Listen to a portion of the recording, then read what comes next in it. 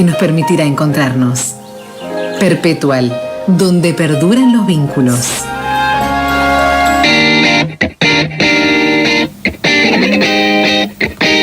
En este escenario de guerra, de preocupación extendida en el mundo, es un esfuerzo que tiene doble mérito, el que hacen muchos religiosos que se referencian en diferentes expresiones de fe, buscando que el diálogo sea el centro de nuestras relaciones.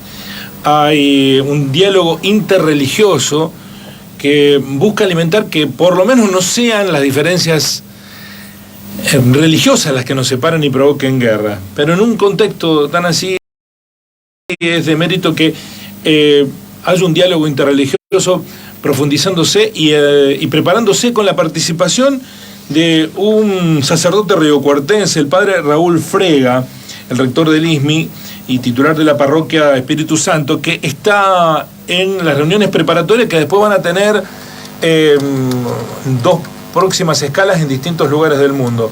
Padre Frega, ¿cómo le va? Con Nicolás Chetán lo saludamos. ¿Cómo anda? Buen día. Buen día, Guillermo y Nicolás. Un gusto hablar con ustedes y con toda la audiencia.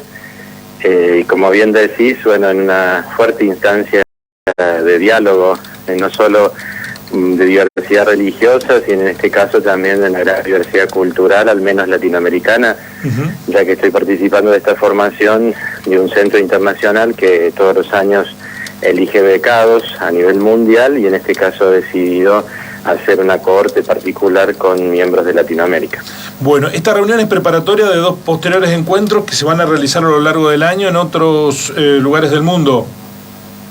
Todo el programa que ellos ofrecen a los becados consta de una capacitación online y de 3 capacitaciones presenciales. Esta es la primera que se ha elegido de todas las sedes de Latinoamérica, Buenos Aires. Creo que hay reconocimiento a todo el trabajo interreligioso que aquí se hace. Y luego tendremos una instancia en Asia, que se están viendo de acuerdo a las cuestiones del COVID, si va a ser en Indonesia, en Malasia o en Tailandia. Y en diciembre se cierra el proceso del programa en Lisboa, ya que este centro internacional ha puesto su sede allí. Estaban en Austria y ahora se han cambiado a Lisboa. Padre, en este contexto es muy particular, ¿no? Da la sensación que el mundo va para un lado y ustedes con viento en contra van para un lado en donde el diálogo se imponga. Sí, verdaderamente estuvimos profundizando ayer la resolución de conflictos, la construcción de la paz, no como solo un ejercicio para la foto, ni mucho menos, sino con los desafíos de lo que significa un proceso precisamente a partir de la diversidad, ver cómo a veces escalan los conflictos hasta llegar las guerras, pero que después tienen que cerrarse en algún momento de un proceso de reconciliación, de trabajo de reestructuración. Y sí, en este contexto ha salido en las temáticas. Los miembros de este programa después son parte de una red internacional. Ayer nos mostraron un mensaje que nos mandaron un miembro de la red que está precisamente en Ucrania, y fueron impactantes sus palabras, obviamente sin analizar el conflicto ni ponerse en este lugar de un lado u otro. Una de las cosas que veíamos ayer, el mundo ya no puede seguir siendo binario, estoy de un lado o de otro, algo para que los argentinos a mí me resonaba mucho, sino que hoy es más complejas las situaciones y se trata de resolver las cuestiones desde otras miradas más diversas y múltiples, pero sí saber que bueno, el ejercicio del diálogo es un ejercicio desafiante, supone no dejar de lado la propia identidad, pero ser capaz de abrirse a la diversidad del otro. Es un proceso interesante, muy enriquecedor, pero que hay que hacer un esfuerzo también propio para salir de su zona de confort y de su propio esquema mental. Padre Raúl, ¿es posible consolidar el diálogo como una herramienta de acercamiento, de acuerdos, cuando es tan potente el poder de las armas o el poder de la ambición económica o geopolítica? Sí, sobre todo desde las bases. La experiencia que tenemos todos los que trabajamos en estos ámbitos es que a veces los líderes van por un lado y las bases muchas veces van por otro lado. Obviamente que las decisiones de los líderes terminan influyendo y condicionando grandemente, pero lo hemos visto en otro conflicto, para salir no solo de la cuestión de Ucrania y Rusia, entre palestinos e israelites, pareciera que siempre hay una guerra eterna y la cuestión política es difícil en esos ámbitos, pero uno que ha viajado a Israel y que conoce muchas situaciones sabe que entre los pueblos hay mucha cercanía, hay muchas experiencias de cercanía. Obviamente que hay otras experiencias influenciadas por las decisiones de sus gobiernos que terminan cegando miradas, pero muchas veces el acercamiento ha sido de las personas, en sus iniciativas, en una escuela, a través de la música, en el arte. Son experiencias que acercan muchísimo y que hacen posible esto y que después terminan transformando. Así como lo hemos visto en muchas otras cuestiones de manifestaciones políticas, de cambios, de regímenes totalitarios, es la fuerza de lo pequeño que, aunque parezca débil, que parezca una ilusión, para nosotros siempre tiene la fuerza de la transformación total.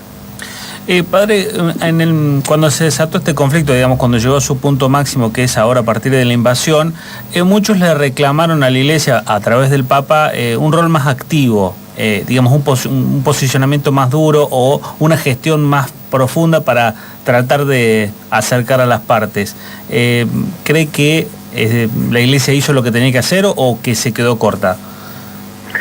Que un Papa vaya a visitar el embajador de Rusia y no llame el embajador para que vaya a su casa, es un gesto inédito, es un gesto, pero también tenemos que vernos cuál es el contexto político, social.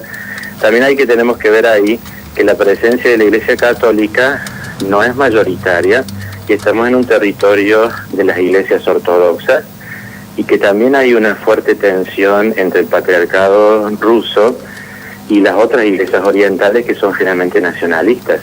Entonces, también no hay que desconocer esa cuestión y no es simplemente sumarse, porque una de las cuestiones que también tiene que uno que aprender, que nosotros nos vemos como que el Papa tiene que intervenir en todo, pero puede ser ofensivo para otro que un occidental de tradición religiosa que tiene sus a veces conflictos con otras tradiciones, venga a creer ser él que tiene que ser el líder que lo llevo al extremo, al ejemplo, para ver que también nosotros a veces hacemos peticiones desde nuestros esquemas mentales y tenemos que ver el contexto cultural, religioso de esa zona, porque si no siempre somos los occidentales que vamos a salvar el mundo, y no solo ese esquema es para las películas yanquis.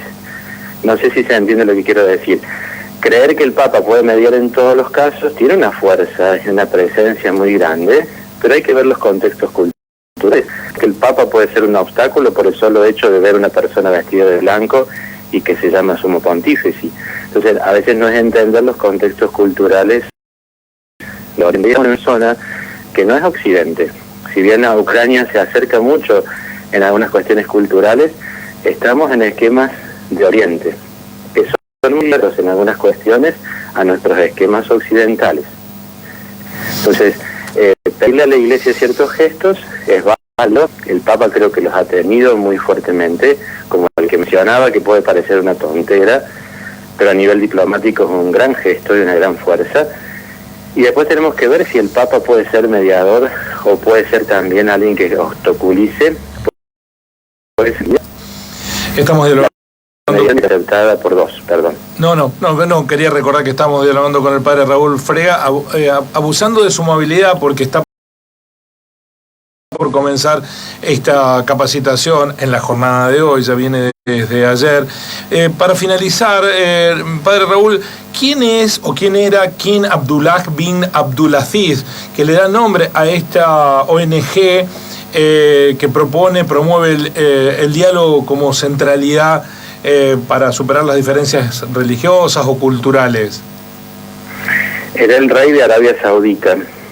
Este centro interreligioso ha sido creado por el reinado de Arabia Saudita con el reinado de España y con la Santa Sede como miembro observador. Ha surgido todo hace unos pocos años a partir de una visita del rey al Papa Benedicto XVI, invitando mutuamente a un diálogo y un acercamiento entre dos grandes tradiciones religiosas como son el cristianismo y el mundo musulmán. Y sobre todo tendiendo puentes. Ayer nos decía un profesor que nos está dando clases, que es es un profesor canadiense, pero que trabaja mucho en Austria y en varios lugares del mundo. Eso posibilitó, por ejemplo, cierto trabajo en Arabia Saudita por debajo. A veces insisto con estos esquemas mentales. Hablar de Arabia Saudita puede rápidamente activarnos un montón de ciertos prejuicios que tenemos y exponernos en su contexto cultural, en sus procesos también vivenciales y en sus caminos. Entonces este rey eligió generar este centro, financiar ciertamente también su desarrollo para potenciar el diálogo. La presencia religiosa en los esquemas de los gobiernos es una cosa que en Argentina puede causar cierto escozor, porque tenemos una mentalidad demasiado privatista de lo que es lo religioso.